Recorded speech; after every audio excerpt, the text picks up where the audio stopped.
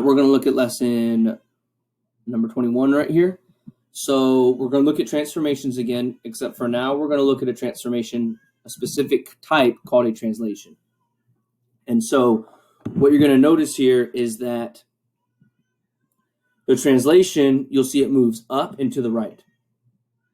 And so this type of transformation is called a translation.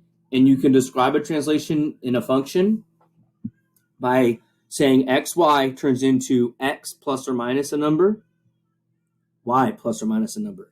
So the a and b are meant to be numbers when you do this. And whatever you add or subtract to x will tell you if this goes left or right. Whatever you add or subtract to y, it tells you if it goes up or down. And that's all that can happen in a translation, is it moves left, right, up, or down. And you'll notice that if one point moves, say if it moves a certain direction and distance, all the other points in the rectangle will move the same direction or distance. And this direction or distance is called the directed line segment. So if you look right here, notice this corner moves to there, or right here, here's the directed line segment that shows you how far it moves. And all the other points move with that exact same segment. It's the same type of motion for all of them. So the definitions, translation, it's a rigid motion in which every point is moved the same distance and direction. And then a directed line segment is the distance and direction of the translation. So let's look at this. Let's look at 2, 4. Where does it end up? So 2, 4, that's this x right here. It's in the pre-image. Where does it end up in the image? So here's your x at the beginning at 2, 4. Where does it end up right here? It's at 4, 8. So notice that 2, 4 turns into 4, 8. Okay, now I want you to do the same process for numbers 2, 3, and 4. So go ahead and press pause, try to do 2, 3, and 4, and then press play. Okay, so look at 3, 7. Here's how I'm going to go about this. Let's figure out where 3, 7 is. So we're at 3, 7 is right here. So I'm going to compare it to the upper left corner. So what this spot is right here, it's from the upper left corner, it's over 2 and down 3 is where we started. So let's go over here from the upper left corner, go over 2, down 1, 2, 3, and this is where that point would end up. Imagine like it's a box, and if there was a spot on the box right here, it would still be right here, over 2 and down 3. So what is this point on the coordinate plane? It's at 5, 11. So for number 2, you'll mark 5, 11. Number 3 is at 1, 8. So 1, 8 is at 1, all the way up here to 8. So look at where it's at. It's 2 below the corner. So let's go to the corner, go 2 below the corner, and we find ourselves at 3, 12. So 1, 8 turns into 3, 12. And then lastly, 5, 7. What does that turn into? So 5, 7 right here. So it's going to be over 1 and down 3.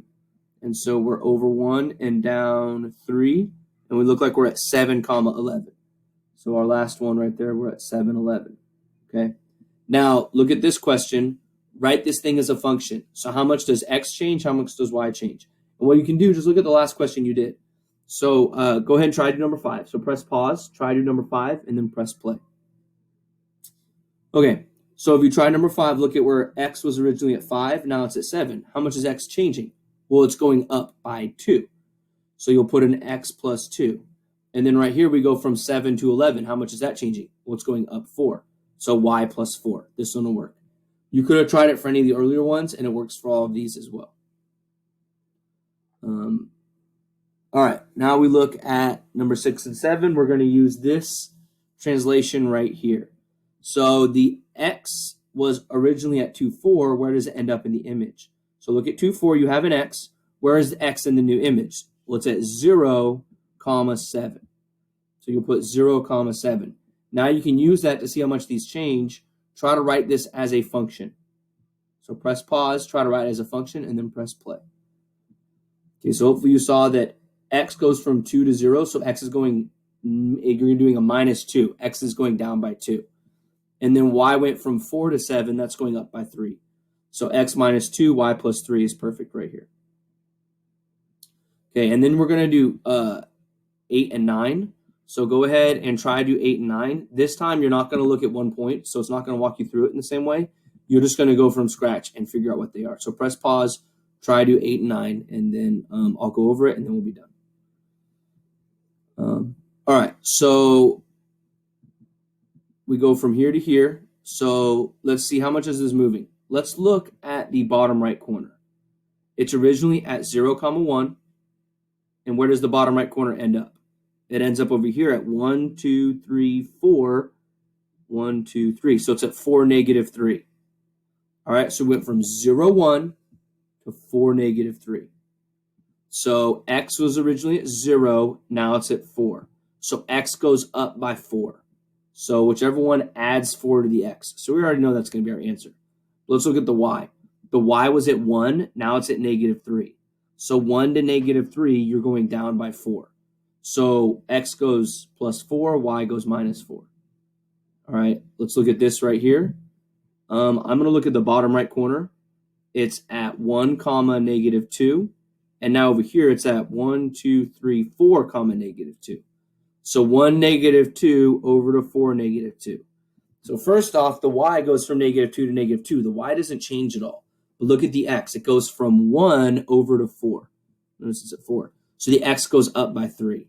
So all we want is one where x goes up by 3 and y is unchanged. So this is all we're going to have here. So that's it. As always, email me if you have any issues or any questions.